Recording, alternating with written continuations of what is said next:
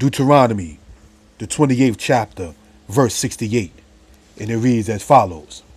And the Lord shall bring thee into Egypt again with ships, by the way whereof I spoke unto thee. Thou shalt see it no more again. And there you shall be sold unto your enemies, for bondmen and bondwomen, and no man shall buy you. Deuteronomy 28, verse 48. Therefore shalt thou serve thine enemies, which the Lord shall send against thee, in hunger, and in thirst, and in nakedness, and in want of all things. And he shall put a yoke of iron upon your neck until he hath destroyed thee. Deuteronomy 28, verse 31. Thine ox shall be slain before thine eyes, and thou shalt not eat thereof. Thine ass shall be violently taken away from before thy face, and shall not be restored to thee. Thy sheep shall be given unto thine enemies, and thou shalt have none to rescue them. Deuteronomy 28, verse 25.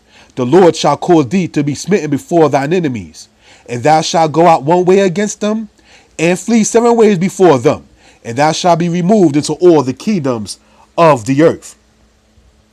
Wanted to go over those 4 particular parts. Deuteronomy 28, verse 68, verse 48, verse 31, and verse 25. Now, if you know yourself, giving honor and praise to the creator of heaven and earth, as an Israelite, you can relate to how Deuteronomy 28 coincides with our people's history. Our livestock was taken away and nobody gave it back to us. We were sent into Egypt. That is to say, according to the ancient Israelite mind, into the land of captivity. In ships.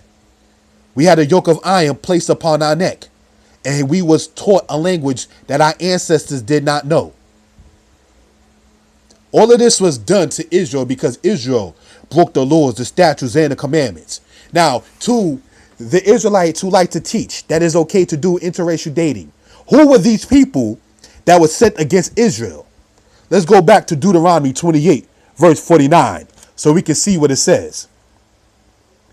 The Most High will bring a nation against thee from far, from the end of the earth, as swift as the eagle flieth, a nation whose tongue thou shalt not understand.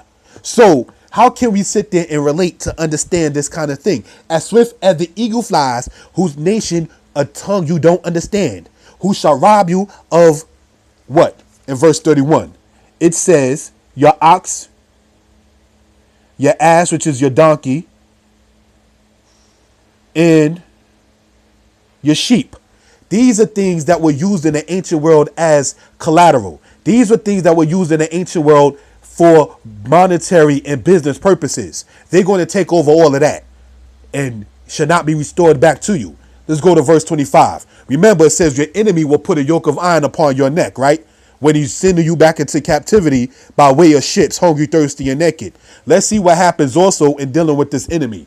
Verse 25. The Lord will cause thee to be smitten before thine enemies. Thou shalt go out one way against them and flee 7 ways before them. And thou shalt be removed into all the kingdoms of the earth. Now, if you acknowledge yourself as an Israelite, how do you explain this when you're sitting down with your Caucasian mate? Who is the enemy and who's the victim? Who's the one that was being taken advantage of and who was the abuser? Because we have to sit back, begin to see that nationalism is not a bad thing in the house of Israel. Let's go to Deuteronomy 28, verse 32. It says, thy sons and thy daughters shall be given unto another people, and thine eyes shall look, and fear with longing for them all the day long, and there shall be no might in your hand. So what this right here is saying is that the sons and the daughters of the people will be given to another people. The sons and the daughters of Israel will be given to another people. Let's go from here to the book of Amos. We'll go to the book of Amos, right? Chapter 3, verse 1. So we can gain an understanding concerning this kind of matter. Now, I don't mean no disrespect or insult or anything of that sort. But if you, after hearing this, and you know yourself as an Israelite, and you still okay with interracial dating, something wrong with you. Because you got to be able to identify who was who that the scriptures are speaking of. Who came from the far ends of the earth like an eagle and swooped down and took away your livestock. And who were the people that took away your sons and daughters, possession.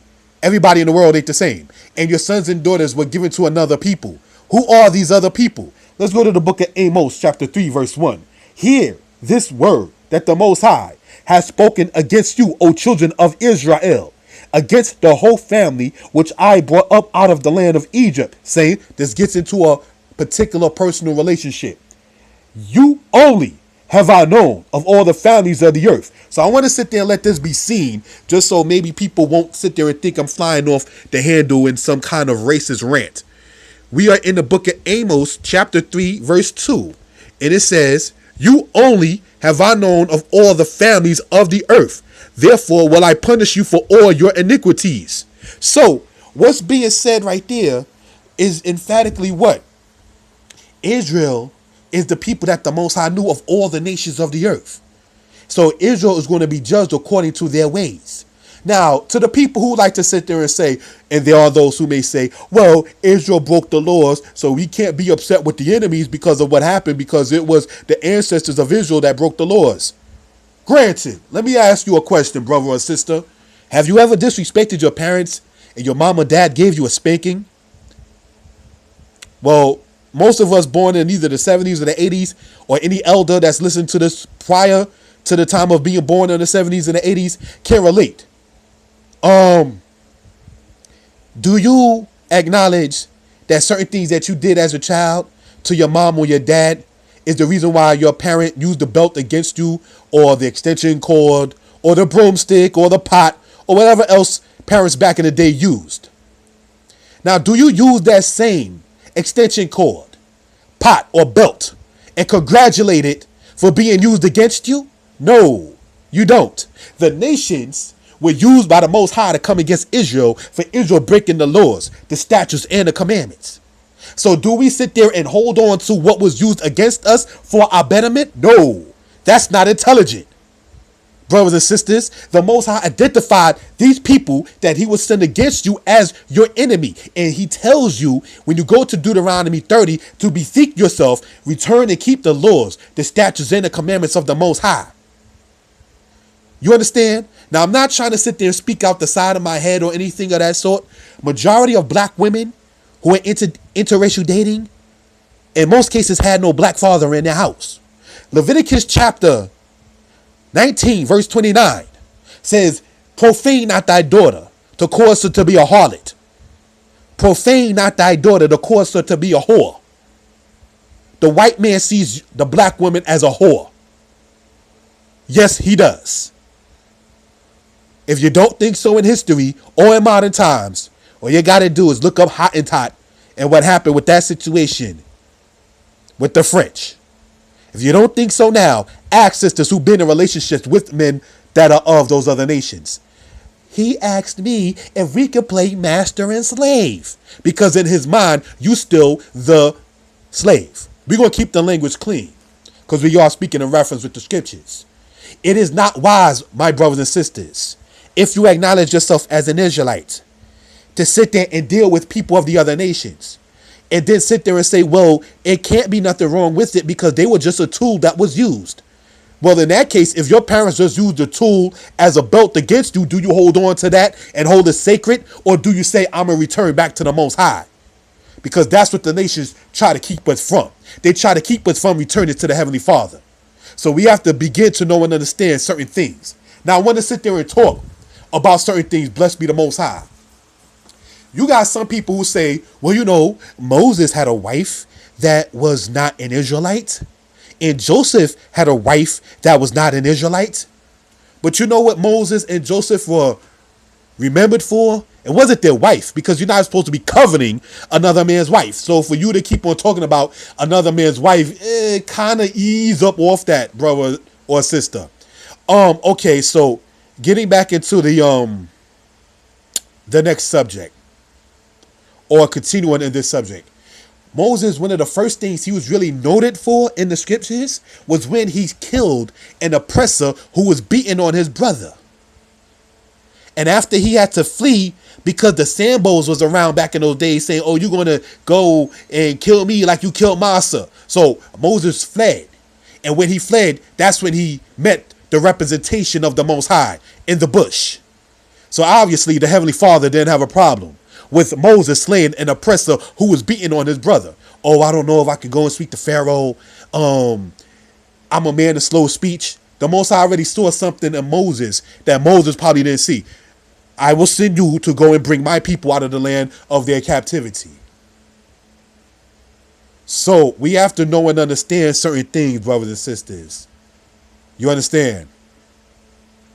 Now, speaking in reference in this particular subject right here, concerning the issue with Joseph, he had a wife that was, for all accounts, not an Israelite. But at the same token, there was only 13 Israelites in existence at that time. That's to say Joseph, his 11 brothers, and his sister Dinah, and whatever children that they had. Joseph is not remembered for his wife. Joseph is remembered for being used by the Most High when there was a time of a famine to help keep people alive. Are you making provisions for people in the future like Joseph was used to do? Or are you just being lazy because you don't like to deal with your own people and then say, well, Moses did it and Joseph did it? We're not Moses and we're not Joseph. And the nationalism spirit, brothers and sisters, that Joseph and Moses had, many of our people need to gain that. So sometimes if you're going to talk about a person, let it be noted what that person was remembered for, as opposed to saying, oh, they had one woman that was of a different nation, so it can't have been a bad thing. But let's look, and no offense intended, that the prophet Moses, his seed line was not part of that priesthood. His brother Aaron's seed line was. And the wife of Aaron was an Israelite. We have to begin to know, and this means no disrespect intended, when you do particularly have children with women that are of other nations, it usually don't come out for the betterment of your own people. So learn from that. All right? Shalom.